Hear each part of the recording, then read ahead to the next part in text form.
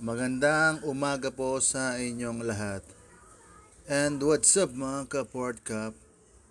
So it's a Sabbath duty ang person. So ngayon guys, may ongoing MSAT together with the Lockheed Security of South Harbor. At ito po ay spearheaded ni Stacom CPPO Melinda Servito.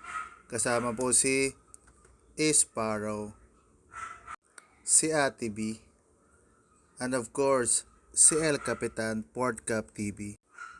At ito nga po pala ay ginaganap ngayon sa conference room. At ayan guys, nakikita nyo naman ang mga taga South Harbor Lockheed Security. At kahit puyat pa sa duty ang iba dyan guys, ay pinilit pa rin po nilang umaten guys.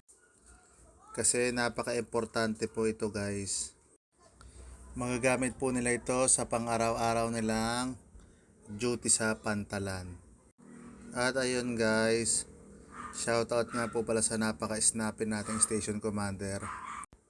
At sa walang sawang pag-share ng kanyang knowledge pertaining po sa ISPS.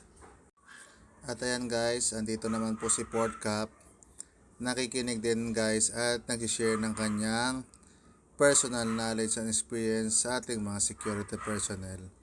At shoutout na rin po pala kay Colonel Lawrence Ato na umatin din po guys. So bale 3 batch po ito guys. So ito yung kauna-unahang batch na nag-undergo ng MSAT. At pasensya na nga po pala kayo guys, gawa ng sinisipon si Port Cup kaya siya po ay singhot ng singhot gamit ang kanyang inhaler. Bali nga po pala yung MSAT ay parang equivalent rin po ng ABSEC or parang nahalin tulad po sa ABSEC guys. Bago ka po mag-duty sa paliparan, kailangan mo mag-undergo nun. So parang ganon din po dito. Kailangan nyo po munang mag-undergo bago ang inyong deployment. For awareness naman po yon at magagamit po sa pang-araw-araw na duty.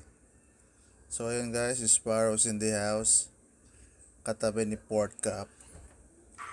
So sa mga hindi pa po nakakapag-follow ng aking account, kindly follow Port Cup TV and Port Cup for my YouTube channel. Maraming salamat po guys. Thank you for watching and God bless everyone.